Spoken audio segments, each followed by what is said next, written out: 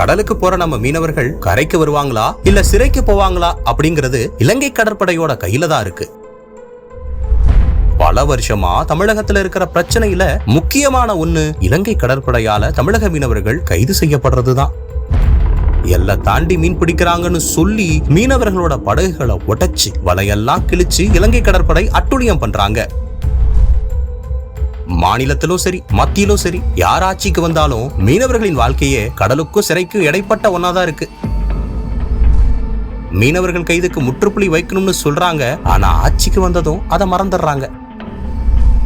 கடந்த 10 வருஷத்துல மட்டும் இலங்கை கடற்படையால 3656 மீனவர்கள் கைது செய்யப்பட்டிருக்காங்க.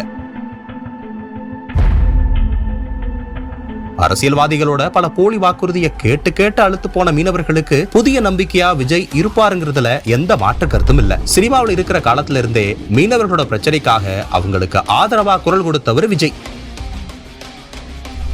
தமிழ் மீனவர்களை தாக்கப்படுறதையும் கொல்லப்படுறதையும் தாங்க முடியாம அதுக்கு கண்டனம் தெரிவிக்க வந்திருக்கேன். இவங்கெல்லாம் மனிதர்களா இல்ல அரக்கர்களான்னு எனக்கு தெரியல. இவ்வளவு நடந்தும் மத்திய மாநில அரசு ஏன் நடவடிக்கை எடுக்காம இருக்காங்கன்றது எனக்கு புரியல. ஒண்ணு மட்டும் நான் சொல்றேன், உங்க மேல விழுற ஒவ்வொரு அடியும் என் மேல விழுற அடியா நினைச்சு உங்களுக்காக நான் போராடுவேன்.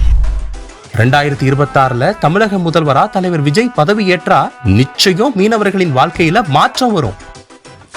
கடலுக்கு போன மீனவர்கள் நிம்மதியா வீடு திரும்புவாங்க என்ற நம்பிக்கையில எல்லா குடும்பமும் சந்தோஷமா இருப்பாங்க.